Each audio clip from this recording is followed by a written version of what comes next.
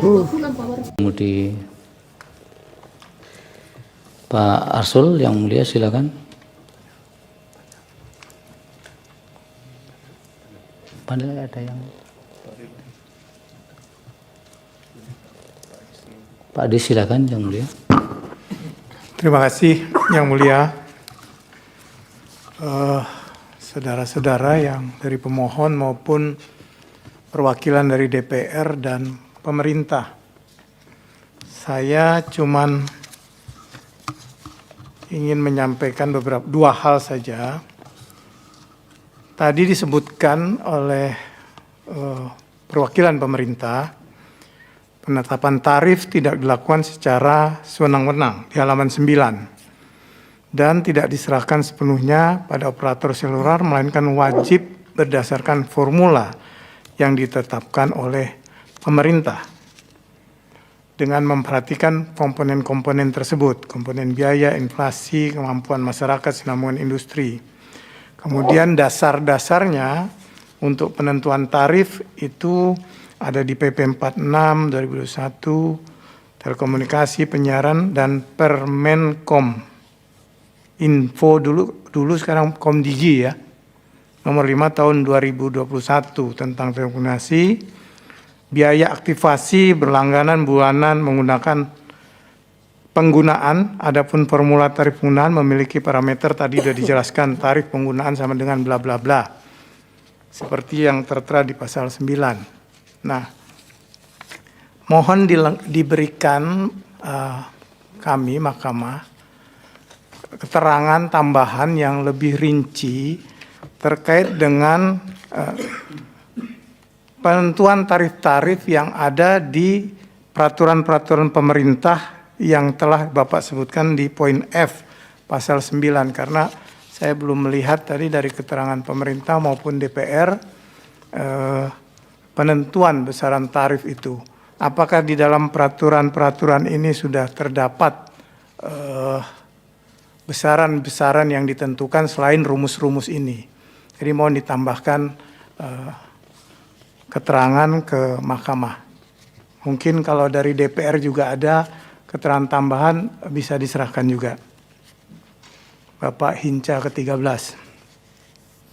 Kemudian yang kedua, ini kan yang pemohon banyak bahas terkait tadi yang dikatakan tidak ada kuota hangus. Tidak ada kuota hangus, terus kemudian disebut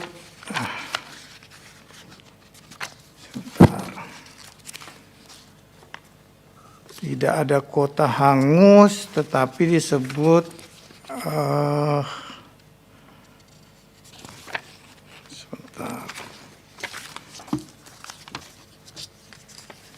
melainkan mengatur hubungan hukum antara penyelenggara jasa telekomunikasi dan pengguna jasa yang dituangkan dalam perjanjian layanan serta pengaturan teknis oleh pemerintah. Kalaupun namanya tidak kuota hangus, pemohon itu kan menyampaikan bahwa pada saat habis masa kuota, ada sisa kuota apa pulsa apa di dalam itu kan masih ada sisa. Nah, tadi sudah disampaikan oleh perwakilan pemerintah, sisanya itu adalah hak sudah yang ditentukan oleh pemerintah.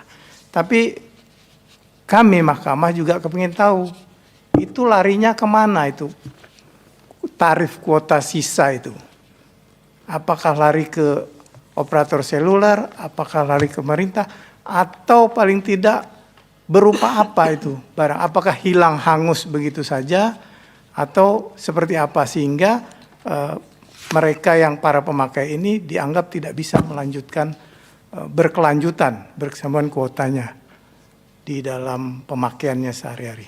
Itu saja mungkin yang mulia. Terima kasih. Baik, dari Pak Arsul, silakan. Yang berapa Arsul? Terima kasih yang mulia Pak Ketua, mohon izin Prof. Guntur. Terima kasih kepada Pak Wayantoni Supirianto, Pak Dirjen Penyelenggaraan Pos dan Informatika Komdiki, dan kemudian kepada sahabat saya Pak Dr. Hinca IP Panjaitan 13. Saya tidak akan lupa untuk mengikut sertakan angka keramatnya ini, angka 13 Romawi ini. Ya. Atas keterangan-keterangan yang tadi telah disampaikan, Pak Dirjen memang menarik untuk mencermati hal ini. Ya. Artinya para pemohon ini kan konsumen yang merasa bahwa hak konstitusionalnya lah paling tidak atas dasar pasal 28 H ayat 4, yakni hak milik yang tidak boleh diambil alih secara sewenang-wenang oleh siapapun. Ya. Nah, ini yang menarik, kalau tadi Pak Dirjen menyampaikan bahwa persoalan ini bukan persoalan konstitusionalitas, tapi persoalan yang timbul dari hubungan privat, ya, antara katakanlah konsumen, ya, pembeli kuota internet, paket kuota internet, dan kemudian dengan perusahaan telekomunikasi. Tapi Pak Dirjen, ya, paling tidak saya memandang bahwa internet sebagai sarana telekomunikasi ini kan hal yang juga menyangkut hajat hidup rakyat banyak sebagaimana listrik. Ya. Nah, yang menarik kalau kita baca, ya, di Undang-Undang Ciptaker, ya, atau tepatnya di lampiran Undang-Undang Ciptaker, yakni Perpu 222, ya, yang mengatur tentang listrik. Ini pembentuk undang-undang, ya, ini memiliki kebijakan yang berbeda. Padahal ini hal yang sama-sama dibutuhkan oleh rakyat banyak, tapi juga ada kemiritannya. Kalau tadi soal telekomunikasi, internet segala macam itu ada pasca bayar dan prabayar, listrik juga demikian. Ya, ada listrik reguler dan ada listrik prabayar. Ya, reguler ini yang pasca bayar.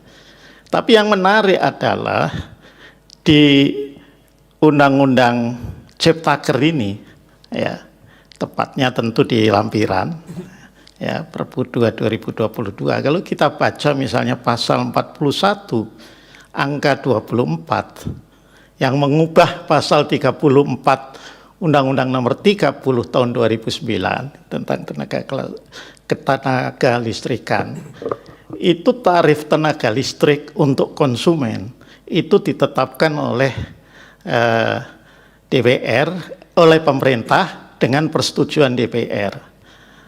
Kemudian ada kewajiban pemerintah dan juga DPR tentunya dalam menetapkan tenaga listrik itu memperhatikan keseimbangan kepentingan nasional, kepentingan daerah, kepentingan konsumen, dan kepentingan industri, pemegang perizinan berusaha. Ya, kemudian dimungkinkan juga tarif tenaga listrik yang untuk konsumen itu ditetapkan secara berbeda di setiap daerah dalam satu wilayah usaha. Nah, ini saya melihat ada masalah di sini. Mengapa kok kemudian ini Pak Hinca, ya, pembentuk undang-undang memperlakukan berbeda? Saya belum menemukan justifikasinya. Mengapa kok kalau listrik demikian diinikan, memang tidak bisa kita pungkirin listrik itu ya barangkali lebih dibutuhkan dari ini, tapi sama-sama dibutuhkan, ya. Nah, turunannya kemudian, ya, dalam soal listrik ini, ya, maka token listrik prabayar itu tidak ada kadaluarsanya, Pak. Kadaluarsa token listrik prabayar itu hanya terjadi kalau konsumen membeli token terus-terusan lebih dari 50 kali, ya, dan kemudian tidak diinput, tidak dipergunakan. Itu bisa kemudian yang pertama, yang terdahulu itu daluarsa, ya. Nah, mengapa kok ini kemudian tentu pertanyaannya pemohon, para operator tidak, dan kenapa pemerintah pembentuk undang-undang tidak mendorong ke sana? Itu kan pertanyaannya menjadi seperti itu. Ya. Nah, ini yang barangkali saya mohon keterangan. Jadi ketika kita bicara listrik, ini bukan soal perikatan privat antara katakanlah PLN atau IPP, ya, Independent Power Producer, ya, dengan konsumen. Ada campur tangan ini. Tapi kalau ini kok sepertinya kemudian mendengarkan keterangan pemerintah tadi, ini kok semata-mata hanya persoalan hubungan privat antara konsumen, ya, dengan kemudian penyelenggara layanan telekomunikasi, ya. Padahal ada kewajiban atau ada hak konstitusional yang tadi saya sebutkan di pasal 28H, yang pemerintah punya kewajiban konstitusional juga untuk memastikan hak ini tidak terlanggar. Itu, ya. Nah, jadi dari dua hal saja itu kemudian menjadi berbeda, ya. Nah, itu. Yang berikutnya lagi, ya, di negara lain yang pasti tidak berdasarkan Pancasila dan mungkin tidak ada pasal 28 hanya saja, itu malah kebijakan terkait dengan paket internet itu bisa jadi menjadi lebih Pancasilais gitu loh. Karena hak konsumen itu kemudian dihormati dalam bentuk kemudian menjadi roll over yang tidak terpakai atau dikembalikan. Ini setidaknya yang diargumentasikan oleh pemohon di permohonan halaman 7 dan 9. Nah, tapi pertanyaan saya itu tadi dalam kerangka itu tadi karena saya ini bertanya kepada Presiden gitu loh. Untuk dua hal ini kenapa kok berbeda? Ya.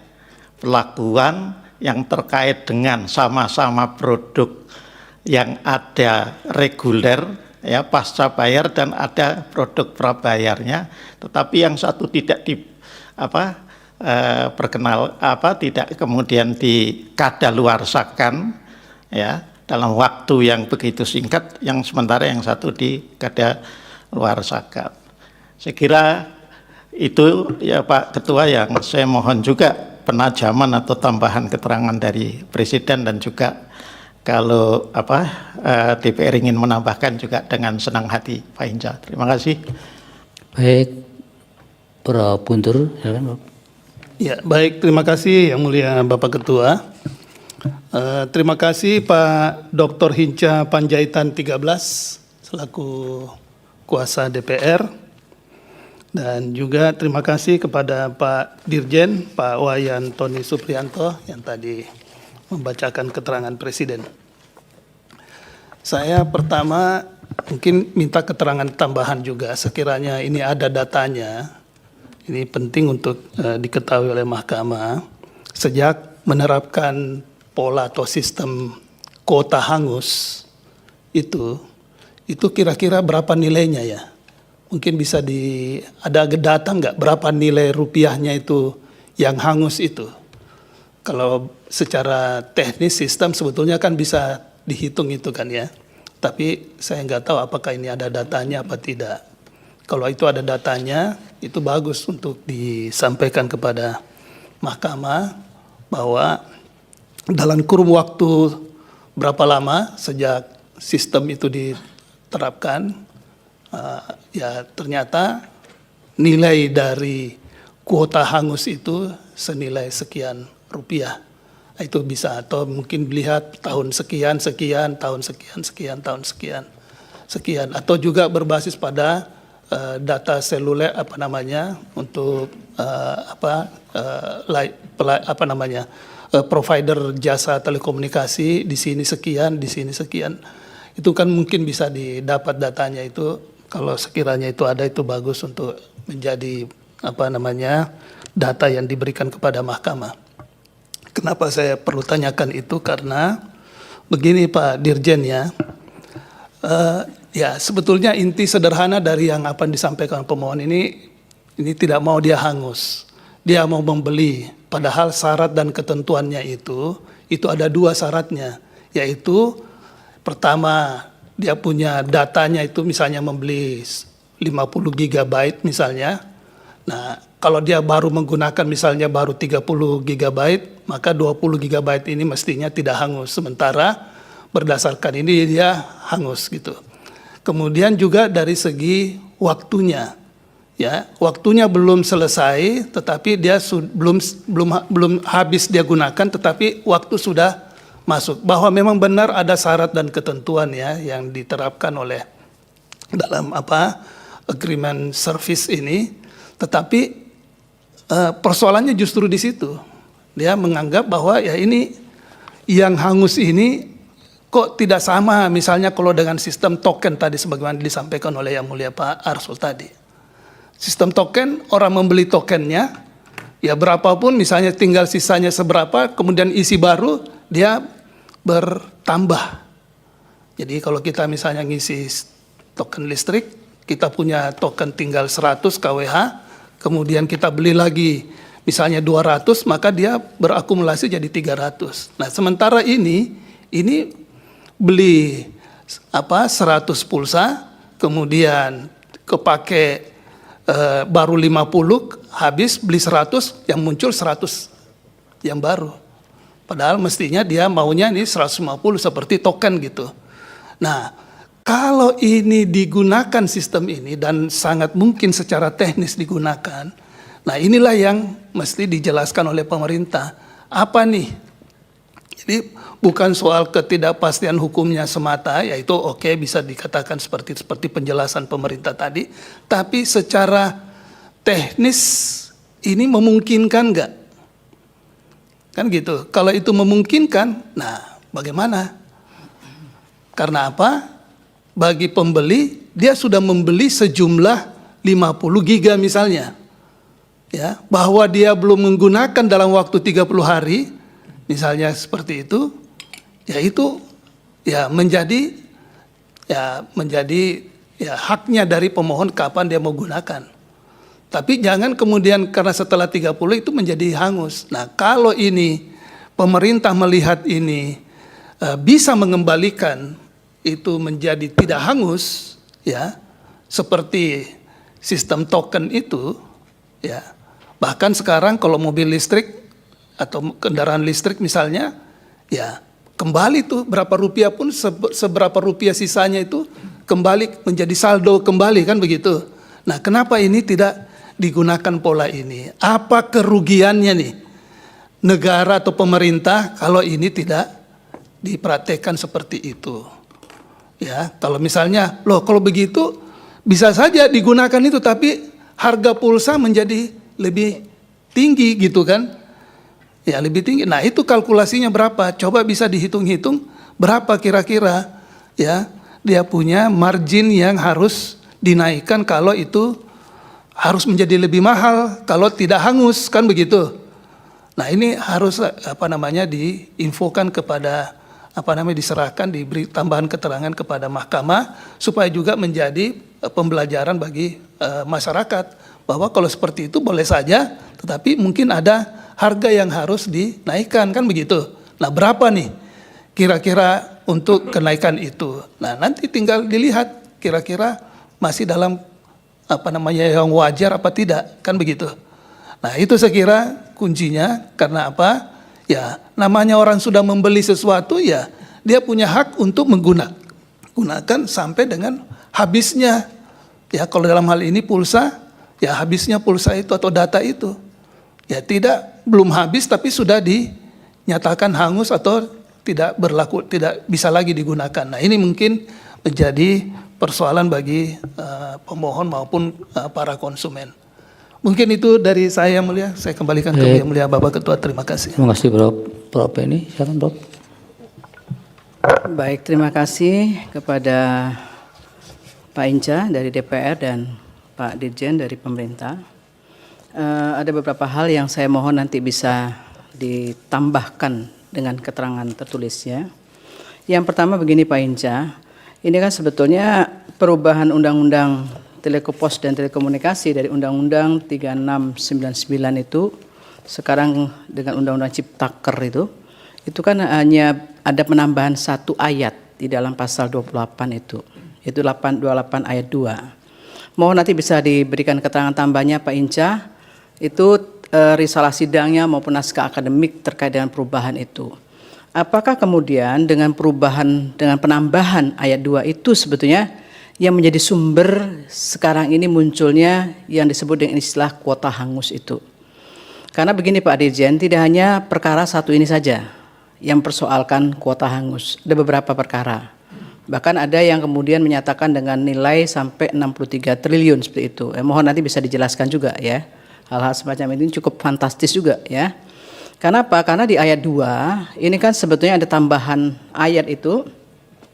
Ini pemerintah pusat dapat menetapkan tarif batas atas dan atau tarif batas bawah penyelenggaraan telekomunikasi dengan memperhatikan kepentingan masyarakat dan persaingan usaha yang sehat. Itu sebetulnya apa yang menjadi hal yang melatar belakangi munculnya penormaan itu? Karena Ciptaker ini kan intinya memang untuk investasi, termasuk kemudian investasi. Lah, investasi seperti apa yang muncul dengan ketentuan itu? Kenapa? Ini saya kaitkan dengan keterangan pemerintah, Pak Dirjen, di halaman 26, Pak Dirjen ya.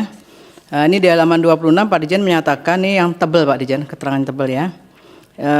Kuota layanan merupakan kapasitas jaringan yang bersifat dinamis dan terbatas sehingga harus dikelola secara efisien dan terencana. Untuk itu penerapan masa berlaku kuota berfungsi untuk salah satunya mencegah penumpukan kapasitas semu. Itu maksudnya apa itu Pak Dirjen? Tolong bisa dijelaskan. Termasuk kemudian memberikan kepastian perencanaan investasi. Apakah ini kemudian ada kaitan karena sudah menjual sekian, ya harus kemudian perencanaan investasinya keluar begitu. Kalau tidak terpakai hangus begitu. Apakah di sini sebenarnya sumbernya? Itu mohon dapat dijelaskan. Kemudian saya kaitkan lagi dengan halaman 28. Ini kan halaman 28 itu berkaitan dengan pengawasan dari pemerintah. Bahwa pemerintah itu memastikan kepatuhan penetapan tarif penyelenggaraan telekomunikasi berdasarkan formula. Tetapi pada kondisi faktualnya, ini ternyata ada perang tarif Pak Dirjen, dijelaskan di huruf C itu. Sehingga merusak kualitas layanan yang muncul di situ dari industri telekomunikasi. Apakah memang kemudian ini memang kondisi faktualnya ada seperti itu, perang tarif yang walaupun sudah ditetapkan oleh pemerintah. Jadi mohon bisa dijelaskan maksud formula yang sudah ditetapkan tadi, termasuk tarif-tarif batas atas, batas bawah, perang tarif seperti apa yang terjadi di lapangan, kemudian tentang kepastian berinvestasi ketika sudah dibeli, itu mohon dapat dijelaskan secara terang benderang maksudnya sampai terjadi istilahnya kuota hangus itu Pak Dirjen ya. Itu saja dari saya, terima kasih. Baik, Yang Mulia Bapak Daniel, silakan. Baik, terima kasih Yang Mulia Ketua. Terima kasih Pak Wayan dan juga Pak Hinca. Panjaitan ke-13. Baik, saya ke pemerintah saja. Ini keterangan dari ringkasan nih Pak Wayan. Ini ada 3 pihak ya. Ada penyelenggara jasa telekomunikasi, ada pengguna jasa atau konsumen, dan juga ada pemerintah pusat. Terutama berkaitan dengan pengaturan teknisnya. Nah, kalau kita cermati ilustrasi dalil pemohon terkait dengan kuota hangus dan seterusnya itu, ini kan sebenarnya di satu sisi memang dalam keterangan pemerintah di halaman 10 terkait dengan adanya perjanjian ya, kalau boleh dikatakan seperti itu. Tapi perjanjian ini kan ada batas minimal kuota ya. Nah, ini yang kemudian ketika konsumen ingin untuk prabayar misalnya, karena ada batas minimal, ini sehingga kemudian tidak ada pilihan. Padahal di satu sisi keterangan pemerintah menyatakan ini kan sebenarnya ada perjanjian privat di sini. Nah, apakah ada pilihan misalnya gini, Sekarang ini jujur saja, orang tua itu agak gelisah karena anak-anak itu menggunakan internet tanpa batas. Mereka pulang dari sekolah itu umumnya masuk kantor, masuk ruangan, dan mereka berinternet ria tanpa peduli kehidupan rumah tangga, karena kuotanya banyak. Nah, apakah ada pilihan pemerintah untuk ada kuota minimum misalnya? Mungkin karena tidak ada kuota minimum ini sehingga alternatif petitum yang diajukan pemohon ini cukup masuk akal. Terutama dengan kuota hangus itu yang jumlahnya cukup besar. Nah, di satu sisi saya kira kepedulian terhadap anak-anak, di luar negeri kan sudah ada negara yang membatasi penggunaan internet 17 tahun ke bawah. Nah, apakah ada kuota minimal? Karena saya lihat sini ada peran negara, pemerintah pusat. Soal teknis, penentuan itu adalah oleh pemerintah pusat. Nah, ini mungkin coba dipertimbangkan, apakah di negara yang lain juga batas minimal yang ditentukan oleh pemerintah pusat ini rasional atau tidak? Karena ini berpengaruh terhadap terutama anak-anak yang menggunakan internet itu karena banyak kuota, akhirnya tanpa quote and quote waktunya habis tersisa untuk di dunia maya. Nah, mungkin perlu ada keterangan tambahan terkait hal ini. Terima kasih Yang Mulia Pak Ketua. Baik, yang terakhir Prof. Saldi, silakan Yang Mulia. Terima kasih Pak Ketua, terima kasih Pak Hinca dari DPR dan Pak Wayan Dirjen. Saya hanya bagian-bagian yang mungkin tersisa saja. Pertama, perlu elaborasi dari DPR dan pemerintah atau Presiden. Ketika konstitusi mengatakan hak milik tidak dapat diambil secara sewenang-wenang, dan itu derivasi konstitusi kan ke undang-undang Pak Hinca dan Pak Dirjen. Kalau pemberi keterangan mengatakan bahwa ini soal batas soal kuota hangus itu tidak menjadi materi undang-undang, menurut saya agak mislead kalau diletakkan dalam konteks konstitusi ini. Harusnya undang-undang mengatur itu terlebih dahulu, karena ini menyangkut hak yang dimiliki oleh rakyat. Salah satu fungsi konstitusi itu adalah mengatur hubungan, lalu menjamin bagaimana hak-hak warga bisa terselenggara dengan baik. Dan itu salah satu fungsi konstitusi. Karena di konstitusi kan tidak mungkin menyebutkan tarif-tarif, derivasinya ada ke undang-undang. Jadi kalau tadi dikatakan bahwa soal isu yang dipersoalkan pemohon ini ada di peraturan yang lebih rendah, dan menurut saya itu kan mengabaikan hak konstitusional warga negara. Ini tolong dielaborasi, dikaitkan dengan salah satu fungsi konstitusi. Yang kedua, tadi dikatakan bahwa pengguna itu terikat dengan standar kontrak. Mungkin pemerintah terutama bisa membuktikan kepada mahkamah atau memberikan bukti kepada mahkamah, kira-kira kalau orang menjadi pelanggan prabayar, di mana diketahui bahwa itu ada standar kontraknya yang menyangkut kuota ini bisa hangus. Saya tadi berupaya mendapatkan kartu telepon yang dijual umum itu, tapi nggak bisa karena waktu terbatas. Ada enggak di belakangnya disebutkan bahwa pengguna terikat dengan ini termasuk kuota hangus. Nah, dalam konteks itu menurut saya pemerintah, karena salah satu tugasnya adalah memastikan keterjaminan hak warga negara, harusnya yang seperti ini diatur lebih detail dan harusnya di undang-undang. Nah, tolong nanti ke kami disampaikan bukti, ada enggak di belakangnya itu, terutama yang yang menyangkut prabayar, bahwa ada klausul yang bisa membenarkan itu standar kontrak. Karena biasanya standar kontrak itu hampir tidak dibaca orang. Nah, kalau tidak ada, berarti keterangan yang diberikan oleh pemerintah tadi tidak relevan. Nah, itu kami ingin dibuktikan itu, di mana kita bisa lihat sebagai standar kontrak. Yang ketiga, ini perlu saya kemukakan. Pemohon prinsipal dalam permohonan ini adalah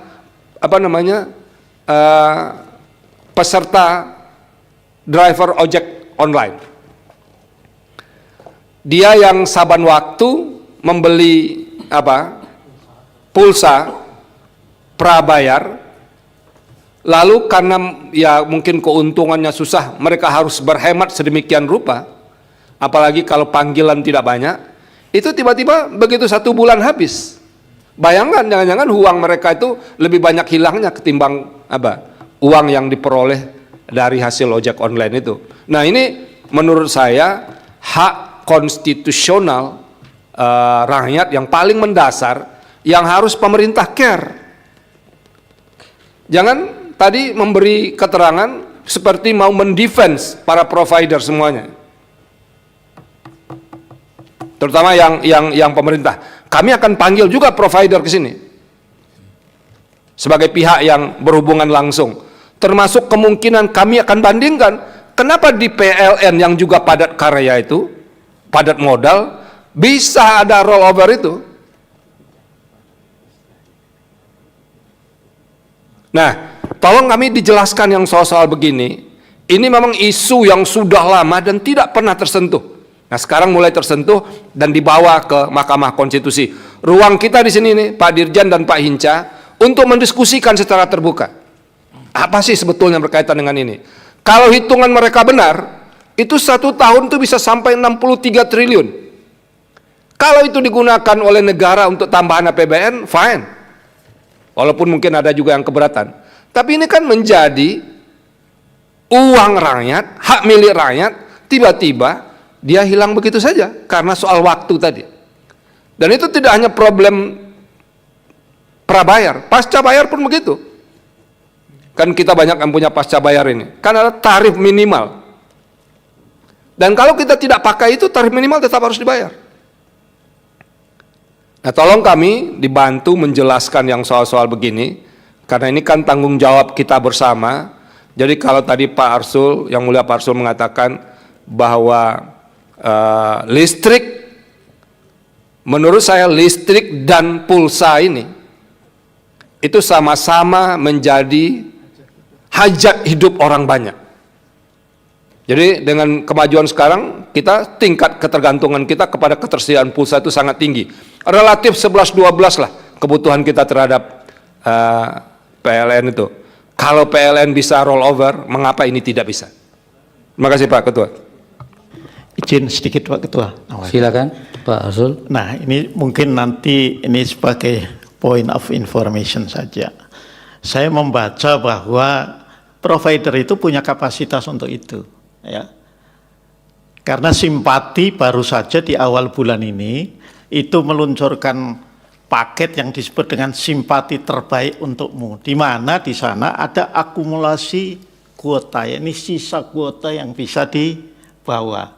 Jadi ini sudah ada, cuman ini kan baru sebagai unique selling point dari provider saja, belum menjadi kewajiban. Sekiranya itu saja Pak Ketua yang ingin saya informasikan. Pak Hinca dan Pak Dirjen, karena banyak pertanyaan-pertanyaan, mungkin lebih lengkap jika nanti ditambahkan dalam keterangan tertulis. Namun jika ada yang mau disampaikan di sini, disampaikan terlebih dahulu, tidak apa-apa, silakan Pak Hinca. Terima kasih Yang Mulia, nanti kami sampaikan secara tertulis supaya lebih lengkap. Terima kasih. Baik, ya. Pak Dirjen sama atau ada yang dijelaskan? Ini Yang Mulia, sama, kami akan sampaikan jawaban tertulis di sidang berikutnya. Baik, nanti di sidang yang akan datang supaya diserahkan keterangan tambahannya. Termasuk mungkin tadi ada yang belum ditanyakan berkaitan dengan lembaga yang mengaudit siapa ini Pak, kalau berkaitan dengan, kemudian kalau negara-negara lain itu kan bisa menerapkan bahwa sisa pulsa itu tidak hangus tapi kemudian bisa dikonversi dan dikembalikan dan dipergunakan kepada pelanggan. Nah, kenapa di Indonesia tidak bisa seperti itu Pak? Atau mungkin kami bisa diberi contoh negara-negara mana yang mempraktekkan adanya memfungsikan atau memanfaatkan rollover itu, Pak Dirjen, nanti ditambahkan. Baik, terima kasih. Untuk itu sidang pada hari ini belum bisa dilanjutkan dan akan dilanjutkan setelah nanti pemohon akan mengajukan ahli atau dan saksi. Satu ahli satu saksi yang mulia. Satu ahli satu saksi. Satu ahli dan satu saksi. Siap. Baik, tapi ini Mahkamah akan mempertimbangkan untuk memanggil pihak-pihak provider dulu untuk diminta keterangannya supaya bisa menjelaskan bagaimana posisi yang sebenarnya berkaitan dengan apa yang dipersoalkan.